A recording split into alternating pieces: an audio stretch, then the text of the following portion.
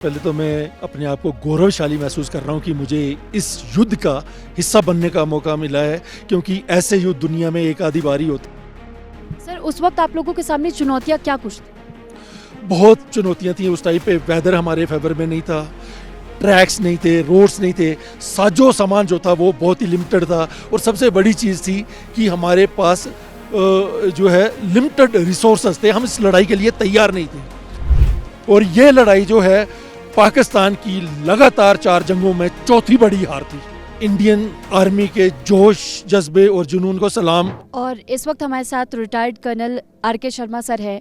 22 grenadier से उनका ताल्लुक हमेशा से रहा और उन्होंने किस तरीके से 1999 के करगिल युद्ध के दौरान में जो अपना योगदान दिया उसके बारे में हम सर से ही जान लेते हैं। सर, 1999 का वो वक्त और जब करगिल युद्ध की शुरुआत हुई, ऑपरेशन विजय इसे नाम दिया गया, उस दौरान आपने अपनी आंखों के सामने क्या कुछ देखा?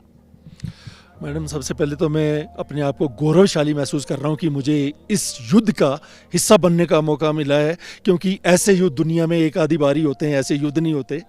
और मेरी बटालियन जो है 22 ग्रेनेडियर वो हैदराबाद से मोबिलाइज हुई थी और हमारे को बटालिक सेक्टर में जाके लड़ने का मौका मिला। मेरी यूनिट ने खालूबार जो है ऑब्जेक्टिव उस पे लड़ाई लड़ी है और 0.5465 पे लड़ाई लड़ी है।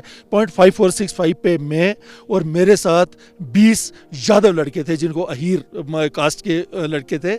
हमने वहाँ पर जाके 0.5465 जो है कैप्चर किया था। सर, उस वक्त आप लोगों के सामने चुनौतियाँ क्या कुछ थी? बहुत चुनौतियाँ थी उस टाइम पे। वेदर हमारे फेवर में नहीं था, ट्रैक्स नहीं थे, रोड्स नहीं थे, साजो सामान जो था वो बहुत ही लिमिटेड था। और सबसे बड़ी चीज़ थी कि हमारे पास जो है लिमिटेड रिसोर्सेस थे। हम इस लड़ाई के लिए तैयार नहीं थे। और फिर भी ये इंडियन आर्मी के जोश, जज्बे और जुनून को सलाम कि ये सारा कुछ हमने गिवन टाइम में, क्योंकि 2 महीने का टाइम था जिसमें हमारे को लेना था, और विद रिस्ट्रिक्शंस कि हमने एलसी क्रॉस नहीं की है, फिर भी हमने ये सब कुछ वापस लिया है। बंदिशों के बाद लड़ाई जीतना मुश्किल होता है, लेकिन ये बंदिशों के बाद भी जीती गई हुई लड़ाई है।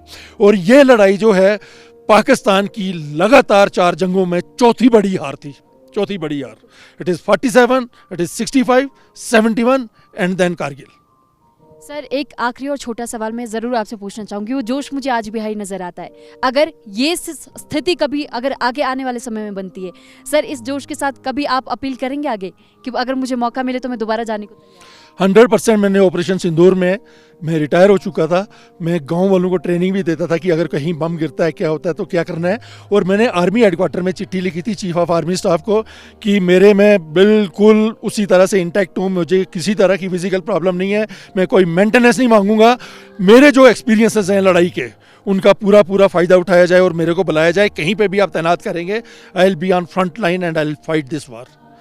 तो उन्होंने मेरे को थैंक यू भी किया, बाद में बहुत सारा मेरा प्रमोशन भी किया था कि इस तरह का लेटर लिखा है इस इंडिविजुअल ने। तो व्हाई नॉट मैम, जब तक हम लड़ सकते हैं देश के लिए, और किस काम आएगा ये शरीर। बिल्कुल, तो यही है जवानों की वो ताकत जो कि इस देश को और गौरवान्वित महसूस कराती है। बहुत धन्यवाद सर।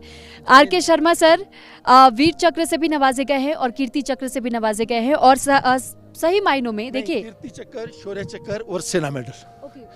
कीर्ति चक्र, शौर्य चक्र, सेना मेडल।